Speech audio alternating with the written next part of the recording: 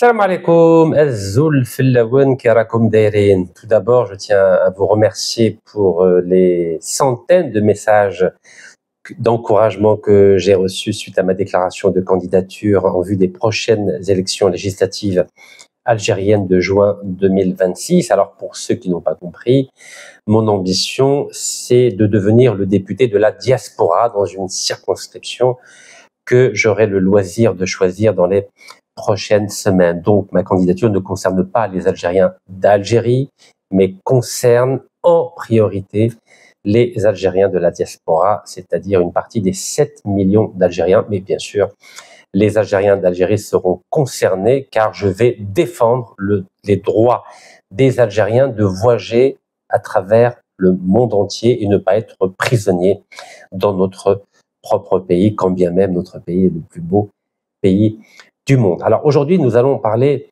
d'une affaire qui concerne justement un Algérien de la diaspora qui a été arrêté en France en juillet 2024 car la justice américaine avait délivré un mandat d'arrêt international en vue de son arrestation et cela concernerait une affaire de fraude et d'usurpation d'identité, notamment d'un juge américain. Alors, je ne vais pas rentrer dans le dossier judiciaire que je ne connais pas, en dehors de ce qui est dit dans la presse, mais ce que je veux vous raconter aujourd'hui au travers de cette vidéo, c'est vous dire qu'aujourd'hui, tout Algérien qui vit à l'étranger n'est plus protégé.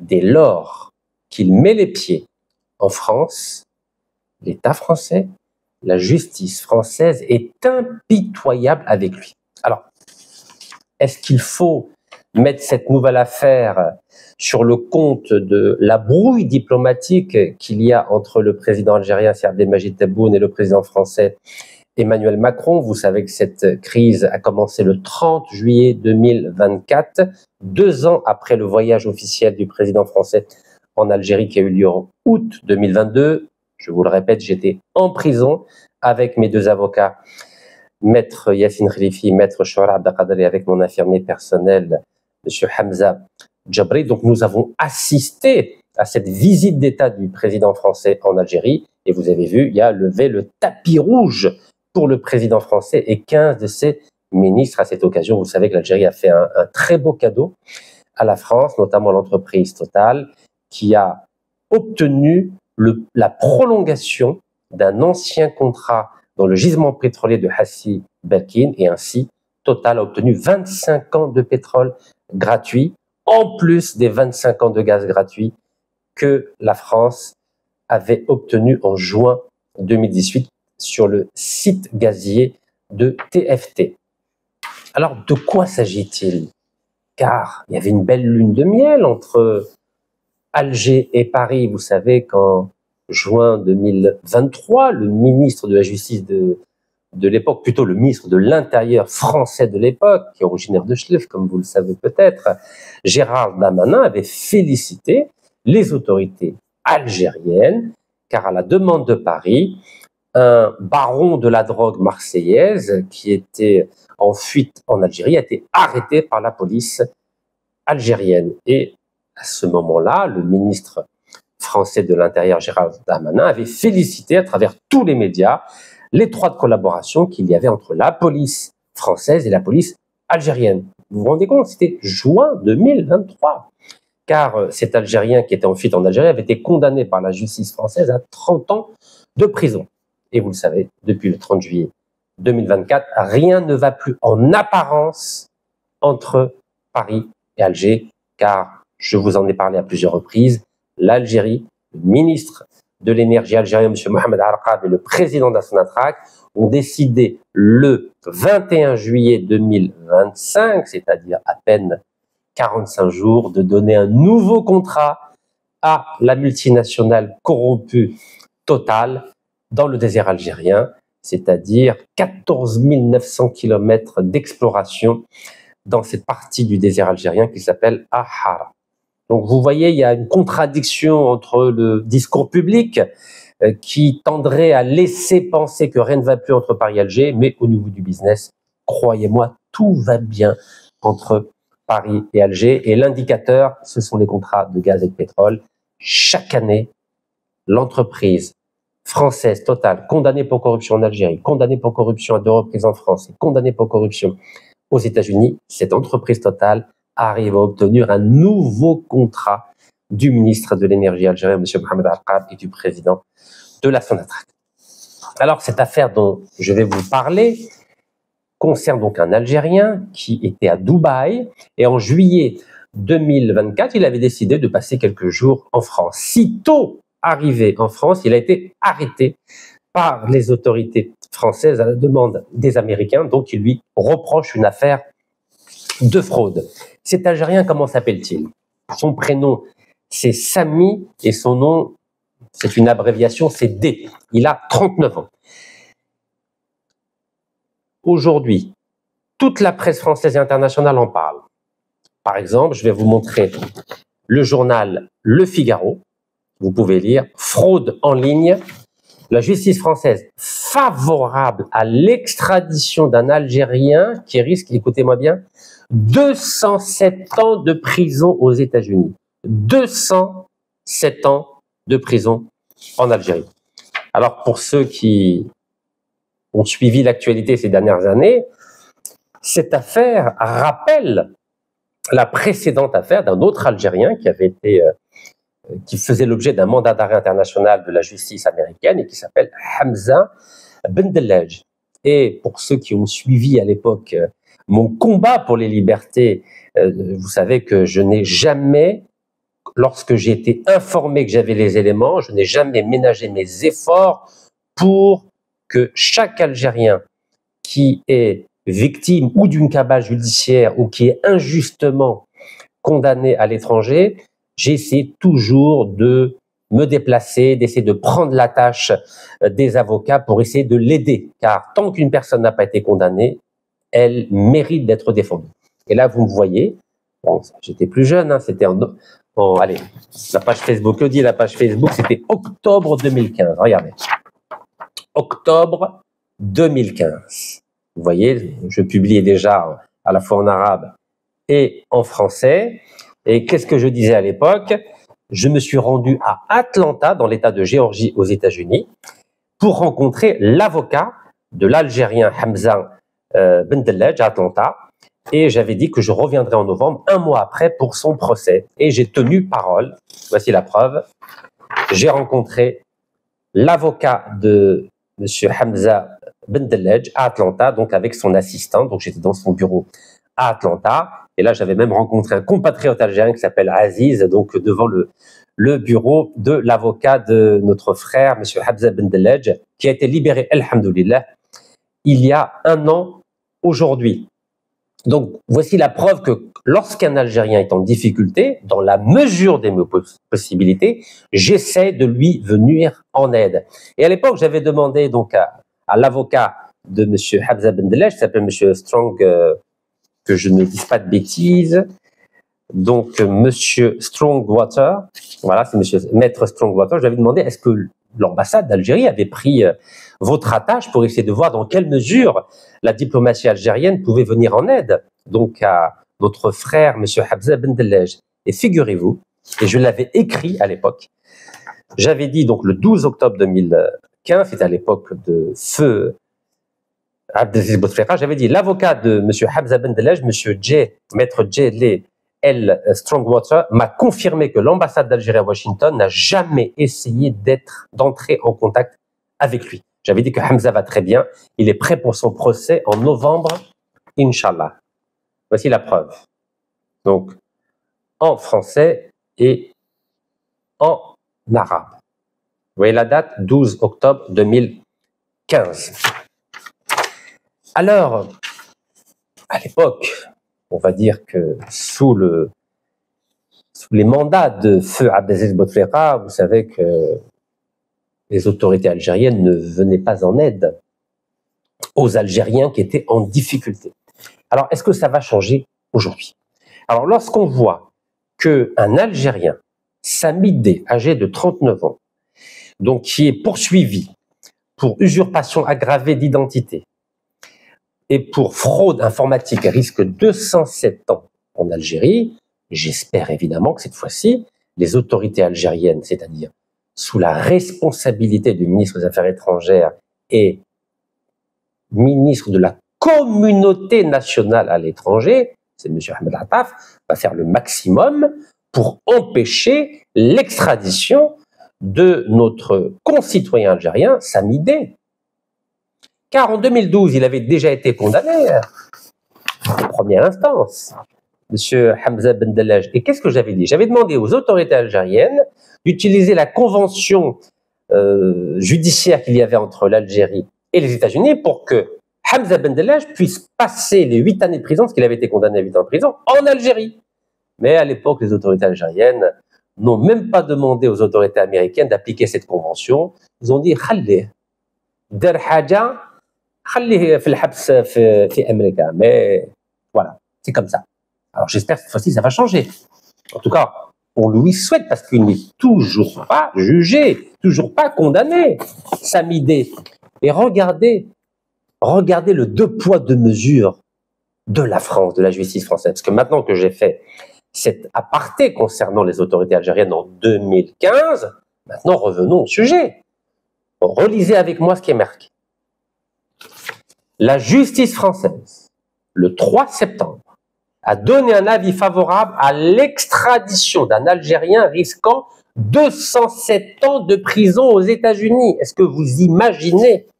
Est-ce que vous imaginez 207 ans? Vous savez que les États-Unis, ça ne plaisante pas. Déjà, donc, en juillet, lorsqu'il avait été arrêté, il y a eu pas mal d'articles en juillet 2024. Là, je vous ai pris un article de CNews. Vous pouvez regarder. Un Algérien accusé d'escroquerie et arrêté en France risque 207 ans de prison en cas d'extradition vers les États-Unis. Vous voyez, regardez la date, 9 juillet 2024. Donc, à l'époque, tout le monde a pensé que jamais la justice française allait donner son accord, un accord ou un avis favorable pour extrader un Algérien, j'ai bien dit, qui n'était pas condamné ni jugé, qui était accusé. Figurez-vous, et c'est ça qui est incroyable avec la justice française, sans être jugé, sans être condamné, la justice française vient de donner un avis favorable pour extrader un Algérien qui était venu juste passer quelques jours en France pour l'extrader vers les États-Unis où il risque 207 ans de prison. Et vous savez que quand il dit 207 ans, c'est vraiment 207 ans. Apparemment, les autorités américaines auraient donné des garanties à la France pour qu'il ait 58 jours de réduction de peine par an. Ce qui veut dire que ça passerait de 207 ans à 176 ans. Vous imaginez le 2 poids 2 mesures de la France? Et je vais vous parler du 2 poids 2 mesures de la France, de la justice française. Allons-y, parlons-en. On va en parler tout de suite. Vous avez compris de quoi il s'agit? Il s'agit de la demande d'extradition par la justice algérienne à la justice française de l'ancien ministre corrompu Abdeslam Bouchouareb, ancien ministre de l'Industrie, qui avait été condamné à 5 peines de 20 ans de prison. 100 ans, c'est beaucoup moindre que 207 ans. Et là, il avait été jugé, condamné en Algérie. Là, Sami D n'a pas été jugé, n'a pas été condamné, il risque 207 ans et les Français vont prendre le risque de l'extrader aux États-Unis. Regardez, toute la presse algérienne en parle aussi. Regardez AORS, que je tiens à saluer, car c'est un des rares médias avec Masdar qui ont décidé de parler de ma déclaration de candidature. Mais vous savez, les médias français, il ne faut pas attendre grand-chose, n'est-ce pas? Regardez, la France ouvre la voie à l'extradition d'un Algérien risquant 207 ans de prison aux États-Unis. Voilà, 4 septembre 2025, AORS, Algérie. Vous imaginez? Est-ce que vous imaginez ce qui est en train de se passer? Mais pour Abdeslam Bouchouareb, ministre corrompu, le grand ami de Emmanuel Macron, ah ben lui non. La France a donné un refus catégorique à la demande d'extradition de l'Algérie. Un refus catégorique. Ben oui, c'est l'ami d'Emmanuel Macron. Pourtant, dans toute la presse, on l'appelait Monsieur Frick. Regardez, Monsieur Frick, du régime Bouteflika de l'époque. Il a été éclaboussé par le scandale des Panama Papers. Vous savez que j'ai montré l'appartement de plus de 3 millions d'euros qu'il avait en face de Notre-Dame, à Paris. Avec des preuves, avec les actes notariés que j'ai rendus publics. Oui, ce monsieur, pendant qu'il était ministre, donnait des beaux cadeaux à la France, à son ami Emmanuel Macron, qui était le ministre de l'économie. Vous savez qu'avant d'être président, il était ministre de l'économie, Emmanuel Macron.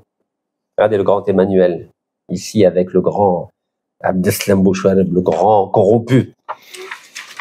Oui, bah oui, il donnait des contrats avec Alstom, entre autres. Et lorsqu'il était une première fois ministre de l'Industrie, Abdeslam Bouchareb, c'est-à-dire en 96-97, son adjoint, c'était qui? C'était le célèbre prisonnier devenu français il y a maintenant 1 an et qui était haut fonctionnaire au ministère de l'Industrie algérien et qui aujourd'hui est défendu bec et ongle aussi par Emmanuel Macron. Donc comment vous expliquer qu'Emmanuel Macron donne son accord pour qu'un Algérien inconnu qui risque 207 ans de prison aux États-Unis, donc a donné son accord à la demande d'extradition américaine, mais lorsque l'Algérie demande l'extradition de Abdeslam Bouchareb, condamné à 5 fois 20 ans de prison pour corruption, là, Emmanuel Macron dit non, pas touche. On ne touche pas à mon ami Abdeslam Bouchareb. Bah oui, on ne touche pas. Ça s'appelle le 2 poids, 2 mesures. Alors jusqu'à quand? Emmanuel Macron, il était content en 2018 d'avoir 25 ans de gaz gratuit à TFT pour Total. Emmanuel Macron était content d'avoir 25 ans de pétrole gratuit à Hassi Berkine en 2022. Mais lorsque l'Algérie lui demande gentiment, en respectant à la lettre la convention d'entente judiciaire qui a été signée le 5 octobre 2016 et qui permet aux autorités judiciaires algériennes de demander l'extradition de Abdeslam Bouchareb, qu'a répondu la justice française? Je vais vous rappeler ce qu'a répondu la justice française. C'était dans toute la presse. Regardez, c'était dans toute la presse. Et devinez, c'était quand? C'était le 19 mars 2025, comme par hasard, jour anniversaire des accords d'Évian. Normalement, les accords d'Évian du 18-19 mars 1962, en plus de la convention d'entente judiciaire entre l'Algérie et la France signée le 5 octobre 2016, normalement, devrait permettre naturellement l'extradition de ce ministre corrompu vers son pays de naissance, d'origine, au nom duquel il a signé des contrats et que l'Algérie a payé pendant de longues années. Vous savez qu'Abdeslam Bouchareb, aujourd'hui, il touche une retraite de l'État algérien. Alors, vous allez me dire, c'est normal. Il était ministre. Oui, c'est vrai que c'est normal. Mais regardez le comble. Aujourd'hui, tous les mois, l'État algérien paye une retraite à ce ministre corrompu, alors qu'il est sous la protection de la France. Regardez, vous voyez bien, il n'y avait pas le portrait d'Emmanuel Macron, il y avait le portrait de feu Abdelaziz Bouteflika. Donc ce monsieur avait accès à tous les médias algériens, avec un très beau salaire de l'État algérien. Aujourd'hui, il touche une très belle retraite de l'État algérien, mais il est sous la protection du président français. Est-ce que c'est normal, ça? On est retourné à l'époque de la colonisation. C'est que nous avons des ministres qui font semblant de défendre l'Algérie, comme ici, là, avec le beau drapeau algérien, mais dans la réalité, qu'est-ce qu'ils font? Ils servent les intérêts de la France. Ils servent les intérêts des sociétés françaises. Et ça, c'est normal. C'est normal. Incroyable. Hein? C'est pas pour rien qu'on a 20 ministres, dont 3 anciens premiers ministres, jugés, condamnés, emprisonnés dans les prisons algériennes. Mais lui, il a échappé. Il n'y a pas que lui qui a échappé. Il y a Chakib Khalil, il y a Nassim Traddour, il y a Farid Bejaoui.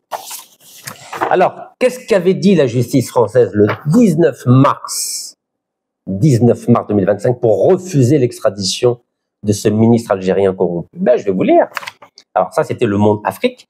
La justice française refuse les demandes d'extradition vers l'Algérie d'un ancien ministre algérien. Intéressant, hein? Alors attendez, on va reprendre l'intitulé du Figaro pour bien montrer la différence entre les deux traitements. Quand on est ministre, qu'on a donné des contrats, évidemment, on bénéficie de la protection française. Mais quand on est un simple, on va dire un illustre inconnu comme Sami D, qui n'a pas été ministre, qui n'est pas l'ami intime de Emmanuel Macron, on va regarder la différence. Regardez. La France donne son avis favorable à l'extradition de Samidé vers les États-Unis alors qu'il risque 207 ans. Alors que pour Abdeslam Bouchouareb, la France a refusé 8 demandes d'extradition. 8. Regardez, 8. Oui, parce que l'Algérie est un petit pays, on peut refuser, alors que Trump, on refuse à Trump, ça va mal se passer pour Paris. Vous savez ça.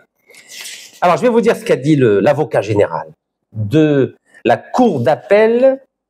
Alors, comment s'appelle-t-elle? La cour d'appel d'Aix-en-Provence. Donc, c'est dans le sud, hein, c'est beau le sud, vous savez, Aix-en-Provence, la Côte d'Azur.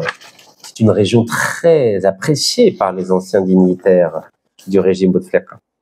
Alors, je cite, « La chambre de l'instruction de la cour d'appel d'Aix-en-Provence a donc suivi le réquisitoire du parquet. » Le parquet, c'est qui? C'est le ministre de la Justice. Et de qui dépend le ministre de la Justice? Du président de la République, Emmanuel Macron. Emmanuel Macron, ben oui. Emmanuel Macron a demandé au parquet de demander à l'avocat général, comment s'appelle-t-il? Raphaël Sanesi, de Gentil.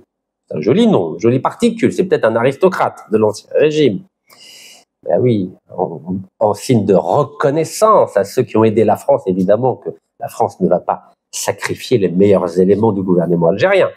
Alors, je vous lis ce qu'a dit l'avocat général sur instruction du parquet, c'est-à-dire du ministère de la Justice français. Il a dit qu'il s'opposait à cette demande d'extradition, donc c'était l'audience du 5 mars 2025. Il dit, je cite, « L'éloignement de M. Bouchouareb, gravement malade. » Ah oui, pour siroter un bon Ricard sur la Côte d'Azur, il n'est pas malade. Mais pour répondre de faits de corruption devant la justice algérienne, ah oui, là, tout d'un coup, il est gravement malade. Il dit, l'éloignement de M. Bouchouareb ferait courir à celui-ci, si ce n'est un risque de vie, parce que je sache, je ne suis pas mort. Il y a 80 000 prisonniers en Algérie, ils ne sont pas morts. Bien sûr, il y en a qui peuvent mourir de maladie, ça arrive partout. Donc, l'avocat général français a dit, si il était envoyé, en gros, extradé en Algérie, cela ferait courir à celui-ci, si ce n'est un risque de vie, un risque de déclin rapide et irréversible de son état de santé, avait estimé l'avocat général Raphaël Sanesi de Gentil. Waouh! Donc, sous prétexte que monsieur risquerait d'être malade ou gravement malade, la France a décidé de ne pas extrader monsieur Bouchouareb, 5 fois condamné à 20 ans de prison en Algérie. Regardez, c'est écrit noir sur blanc. Vous pouvez lire tranquillement.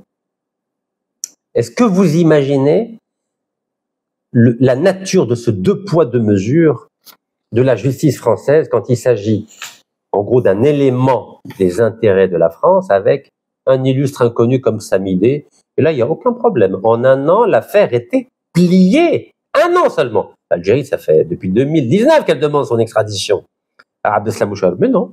Non. Alors, au-delà de ce 2 poids 2 mesures français, qui a défendu la demande d'extradition pour le compte de l'Algérie de Abdeslam Bouchouareb vers son pays d'origine? Alors, est-ce que vous croyez que c'est des grands avocats algériens comme maître Fatima Ben Braham ou maître Zoubida Assoul ou maître Moustapha Bouchachi? Ah non, non, non. Ce ne sont pas des grands ténors du barreau d'Alger qui ont défendu la demande d'extradition de l'Algérie. Non, non. L'Algérie, en tout cas les autorités diplomatiques algériennes, toujours complexées par rapport à la France, toujours victimes de ce complexe d'infériorité, ont préféré faire appel à un cabinet juif marocain du nom de maître Kevin Grossman pour défendre la demande d'extradition de Abdeslam Bouchouareb vers l'Algérie. Est-ce que vous imaginez? 63 ans après notre indépendance, on est toujours obligé de faire appel à des avocats français pour demander l'extradition d'un ancien ministre corrompu. Mais c'est pire que cela. Alors, ce maître Kevin Grossman, il dit publiquement, il dit que il se sent juif marocain. Alors, c'est son droit de se sentir juif marocain. Mais vous savez que l'Algérie a des problèmes diplomatiques avec Tel Aviv et avec le Maroc. Donc, c'était assez particulier que de voir notre diplomatie algérienne à la tête de laquelle M. Ahmed Atta faire appel à un cabinet d'avocats avec lesquels nous avons des brouilles diplomatiques très fortes. Pour Tel Aviv, c'est à cause de la cause, c'est en raison de la cause palestinienne, et pour Rabat, c'est en raison du dossier du Sahara occidental. Donc, comment se fait-il qu'un ministre des Affaires étrangères, a fortiori ministre de la communauté nationale à l'étranger, fasse appel à un cabinet d'avocats juifs marocains pour défendre les intérêts de l'Algérie? Il est toujours ministre. Hein? Vous vous rendez compte de l'absurdité? Alors que Abdeslam Bouchouareb, qui est un agent de normalisation des relations entre Tel Aviv et Alger, vous savez que lui et son adjoint de l'époque, aujourd'hui à la section pénitentiaire de l'hôpital Mustapha Bachar d'Alger, vous savez que c'était des agents de normalisation. Ils ont toujours milité et œuvré pour que l'Algérie établisse des relations diplomatiques avec Tel Aviv. Mais la position de l'Algérie a toujours été claire. Tant qu'il n'y a pas d'État palestinien, il n'y aura pas de relations diplomatiques avec Tel Aviv. Mais non. M. Abdeslam Bouchouareb et son adjoint de l'époque, qui est français depuis 1 an, ont tout fait pour que l'Algérie développe des relations diplomatiques avec Tel Aviv. Alors, dans ce contexte-là, c'est tout à fait normal que Abdeslam Bouchouareb, qui a été payé par l'État algérien, qui bénéficie d'une retraite algérienne, encore une fois, c'est normal, parce que, écoutez, il travaille pour l'Algérie, n'est-ce pas? Même s'il donnait des contrats aux Français, c'est tout à fait normal qu'il fasse appel à un avocat de culture hébraïque qui s'appelle Maître Benyamin Bobot. Voilà, Benyamin Bobot. C'est normal, puisqu'il veut normaliser les relations avec Tel Aviv. C'est normal qu'il fasse appel à un cousin, un avocat cousin, Maître Benyamin Bobot. Mais que l'Algérie, qui défend bec et ongle la cause palestinienne, fasse appel au cabinet d'avocats de Maître Kevin Grossman, qui est très fier de se sentir marocain, juif marocain, là, il y a des questions à se poser sur la cohérence entre la position diplomatique affichée devant le monde entier, même au sein du Conseil de sécurité des Nations Unies, où l'Algérie défend bec et ongle la Palestine, et puis dans les coulisses, on fait appel à un cabinet d'avocats juifs marocains. Vous savez, le pire, il n'est pas là. Le pire, c'est que ce cabinet d'avocats juifs marocains, vous savez que c'est nos cousins. Alors les juifs, c'est nos cousins, et les marocains sont nos frères. En tout cas, c'est nos frères par la religion, par l'ethnie, c'est à la fois des Arabes, des Berbères. Bon, on a des différends politiques importants. En général, les différends politiques, on les règle autour d'une table. On ne fait pas semblant de jouer la carte de l'ennemi, alors qu'en coulisses, on fait appel à des avocats juifs marocains. Et en plus, l'équipe nationale va jouer à Casablanca le 8, là. Vous savez, moi, je n'y comprends plus rien. À cette hypocrisie diplomatique, il faudrait peut-être qu'un jour, le ministre des Affaires étrangères et de la communauté nationale à l'étranger nous explique un peu quelle est la cohérence de la diplomatie algérienne à l'étranger. Est-ce qu'on est fâché avec Tel Aviv ou Rabat ou pas? Car si on est fâché, pourquoi il fait appel à un cabinet juif marocain? Cabinet Grossman. Regardez, Grossman. Cabinet Grossman. Il faut qu'il nous explique, le ministre algérien des Affaires étrangères. On est fâché avec Tel Aviv ou Rabat ou pas? Alors, le ministre des Affaires étrangères algérienne et ministre de la communauté nationale à l'étranger, donc, en plus d'avoir fait appel à ce cabinet d'avocats de Maître Kevin Grossman, c'est même pas lui, Kevin Grossman, Maître Kevin Grossman, qui s'est chargé de la demande d'extradition. Car vous connaissez les Algériens, ils ont dû leur dire, bon écoutez, nous on fait appel à vous, mais il faudrait pas que ce soit vous qui apparaissiez dans les médias et dans le dossier judiciaire. Donc essayez de voir ça avec un de vos collaborateurs ou collaboratrices. Mais c'est ce qui s'est passé. Qu'a fait le cabinet juif marocain, Maître Kevin Grossman? Il a demandé une avocate stagiaire. Une avocate stagiaire. Alors, il y a des avocates brillantes, comme Maître Gisèle Halimi, qui a défendu des grandes révolutionnaires du FLN de la belle époque. Vous vous en souvenez? La grande maître Gisèle Halimi. Chez nous, nous avons la grande maître Fatima Benbraham, la grande maître Zoubida Assoul. Non, non. Monsieur Ahmed Attaf, ministre algérien des Affaires étrangères et de la communauté nationale à l'étranger, a demandé à ce que ce soit une jeune avocate de 5 ans d'expérience seulement. Voici la preuve. Cette information, elle vient du site officiel de maître Kevin Grossman, que les choses soient claires. C'est pas Rachid qui a fabriqué les preuves, hein. Regardez. Elle est avocate depuis 2020, depuis 5 ans seulement. Comment elle s'appelle? Maître Anne-Sophie Partex. Vous savez, je respecte les femmes quand elles ont du talent, quand elles ont de l'expérience. C'est pour ça que je vous ai cité Maître Gisèle Halimi, Maître Fatima Benbraham, Maître Zoubida Assoul.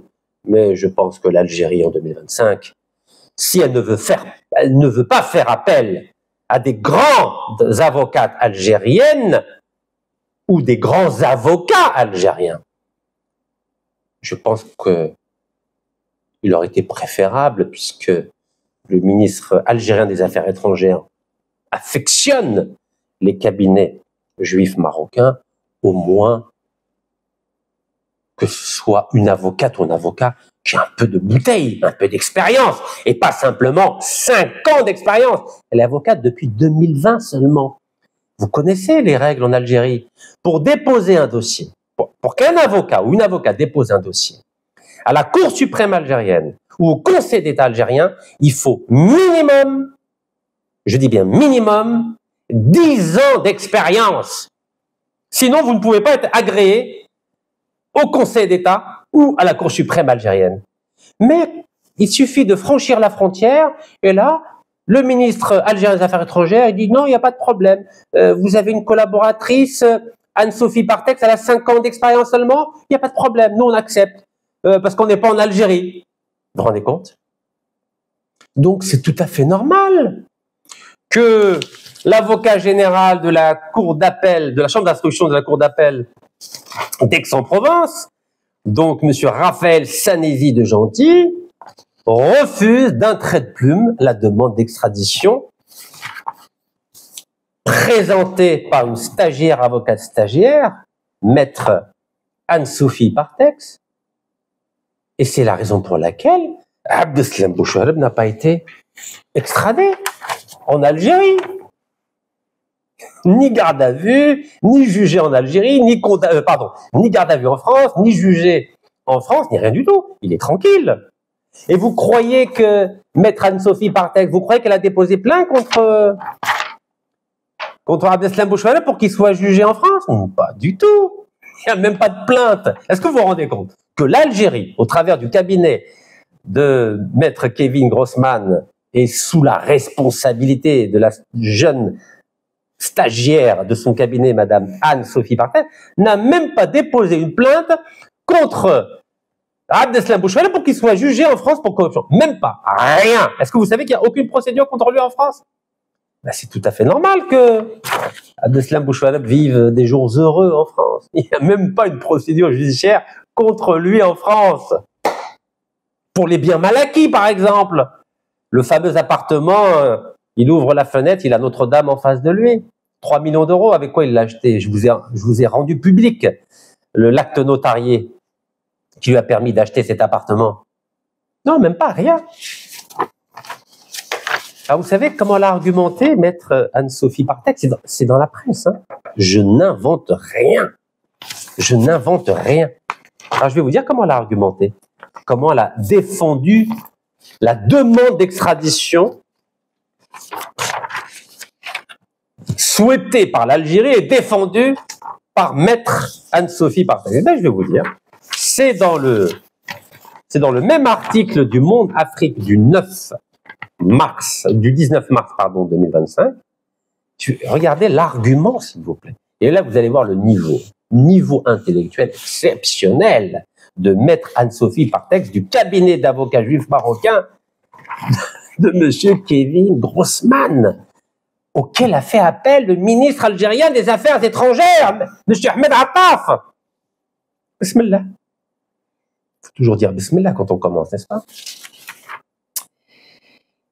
Alors, bismillah, écoutez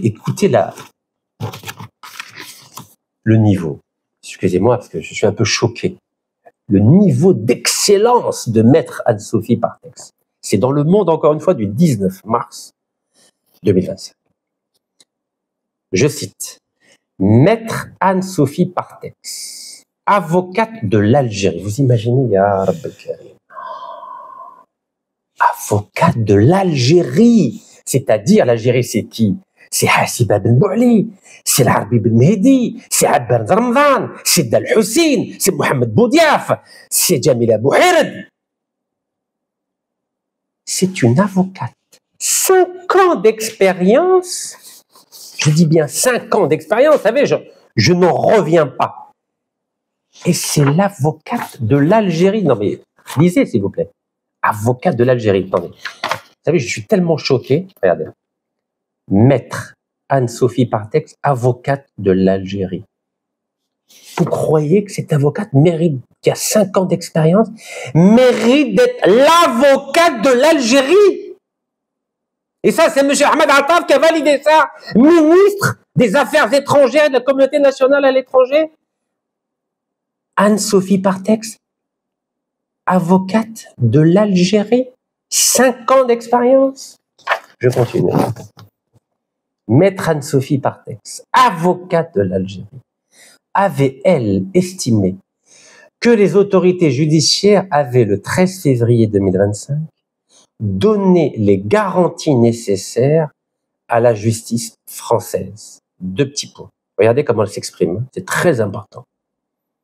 Monsieur Bouchouareb a volé de l'argent aux Algériens. Je répète, c'est ce qu'a dit Maître Anne-Sophie Partex, avocate de l'Algérie. Monsieur Bouchouareb a volé de l'argent aux Algériens. Il a été condamné et doit répondre de ses actes, avait-elle insisté. Et le journaliste de l'AFP et du Monde dit « sans succès donc ». Je répète cette phrase.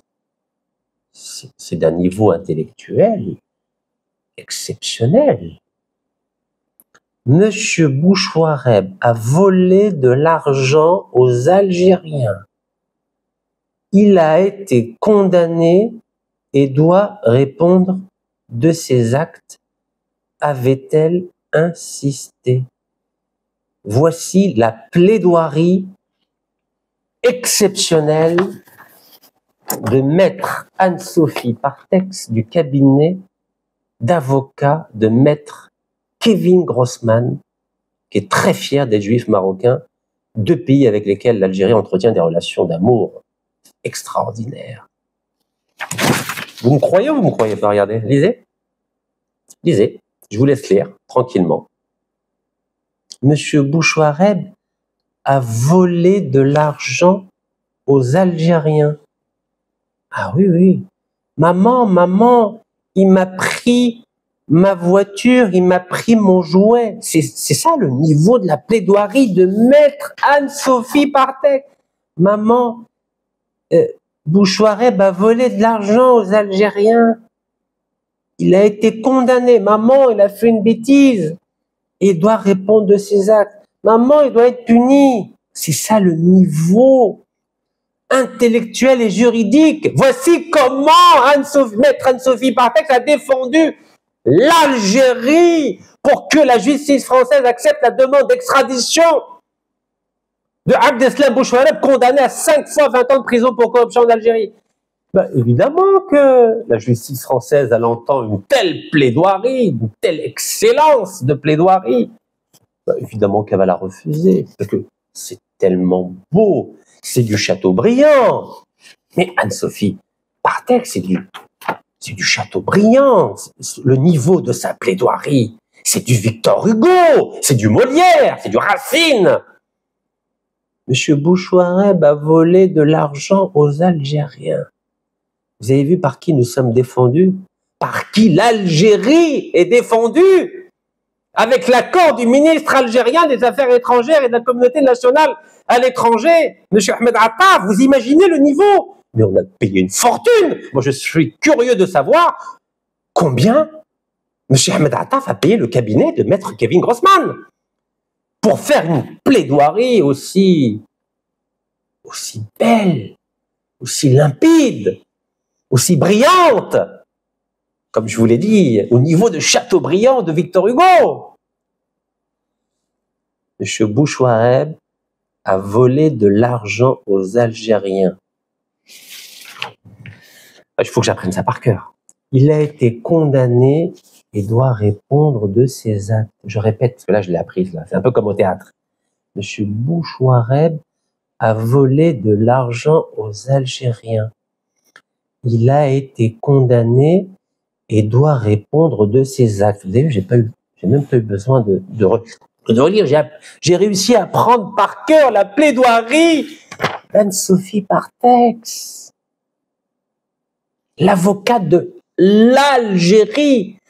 Imaginez maître Anne-Sophie Partex défendre Djamila Bouhired ou Djamila Boupacha qui ont été torturés par l'armée coloniale française. La France a torturé les militants du FLN. La France doit être condamnée. C'est ça le niveau de maître Anne-Sophie Partex du cabinet d'avocats, de maître Kevin Grossman. Ah oui, c'est du grand Vergès. Hein. Ah oui, on est vraiment dans une stratégie de rupture. C'est comme ça qu'ils disent. Hein, défense de rupture, comme diraient les avocats. Vous savez que c'est la technique qui a été développée par maître Jacques Vergès pour défendre les militants du FLN. Vous imaginez le niveau des avocats auxquels fait appel le ministre algérien des Affaires étrangères. Alors moi, je suis un simple citoyen, je suis comme vous. Alors bien sûr, j'ai accès simplement à ma chaîne YouTube et mon compte Facebook et Twitter. Donc oui, je demande la publication de la facture présentée par le cabinet Kevin Grossman pour la formidable plaidoirie de maître Anne-Sophie Partex pour défendre le dossier d'extradition de Abdeslam Bouchouareb vers l'Algérie, puisque c'est elle l'avocate de l'Algérie.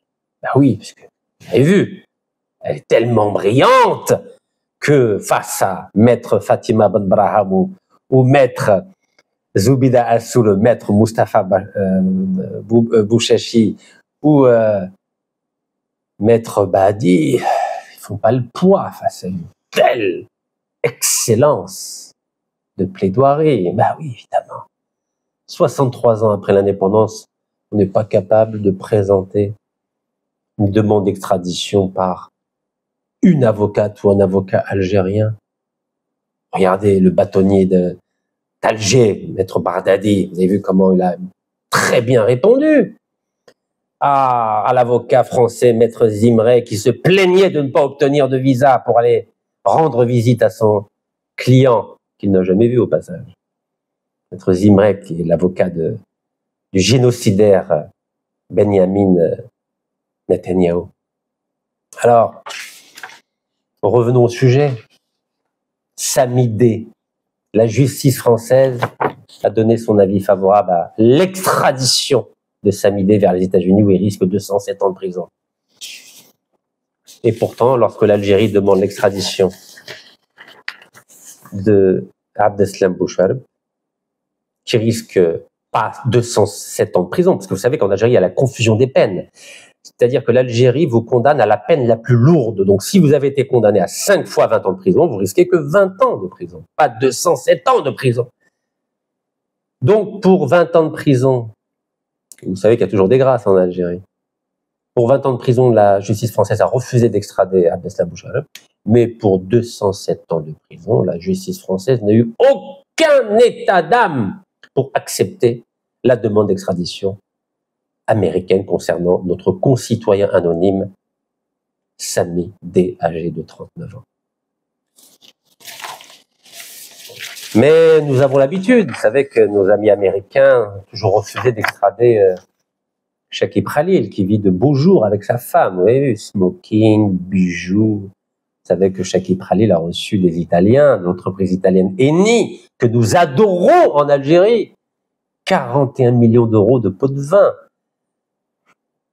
transféré en 3 petits morceaux d'euros 13 millions, chacun, 3 virements de 13 millions, si ma mémoire est bonne, au compte Barclays à Dubaï.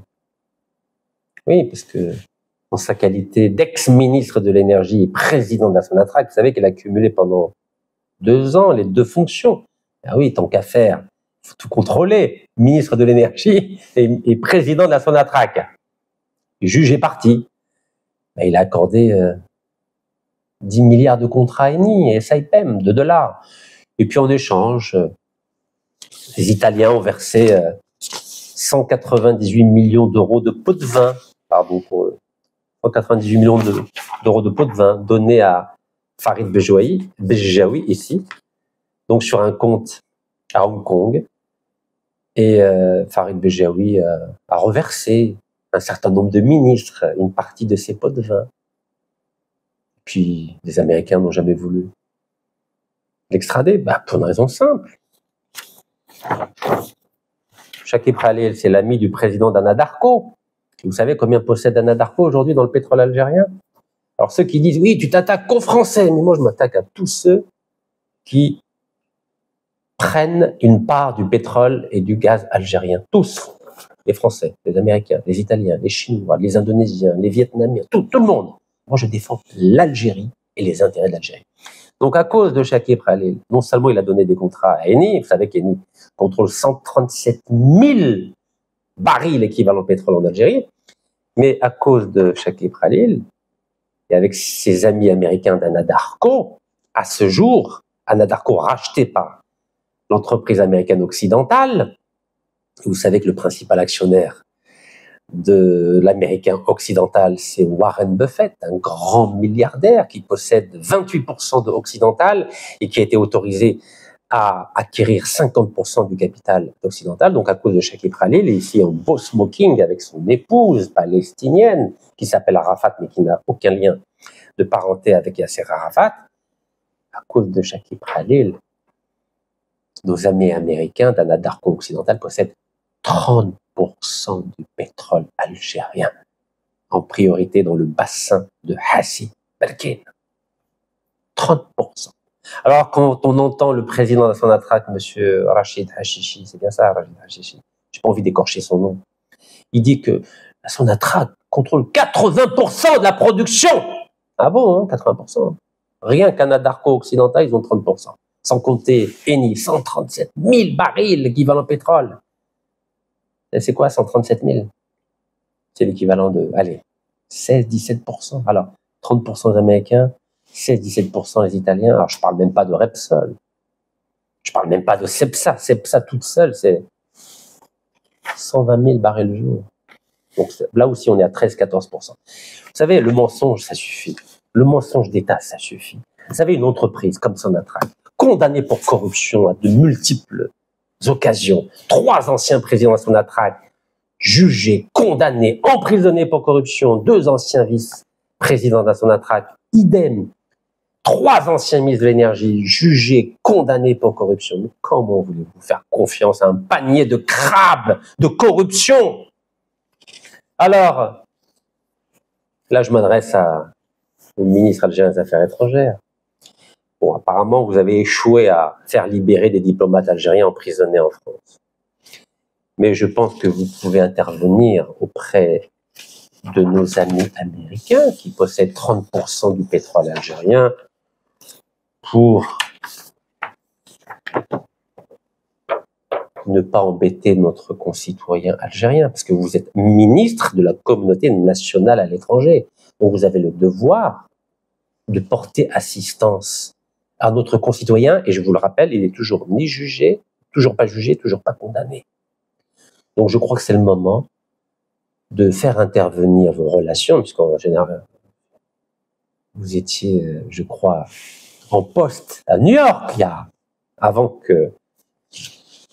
qu'on vous ait mis au placard pendant 19 ans au chômage. Donc vous avez normalement des relations. Normalement, vous connaissez le secrétaire d'État américain aux Affaires étrangères, Marco Rubio, donc normalement vous pouvez discuter, vous pouvez lui dire, écoutez, vous avez 30 ans, vous avez 30% du pétrole algérien, l'Algérie est gentille avec les Américains. Essayez de calmer le jeu. Avec notre frère qui risque 207 ans de prison. Alors lui, il clame son innocence, hein.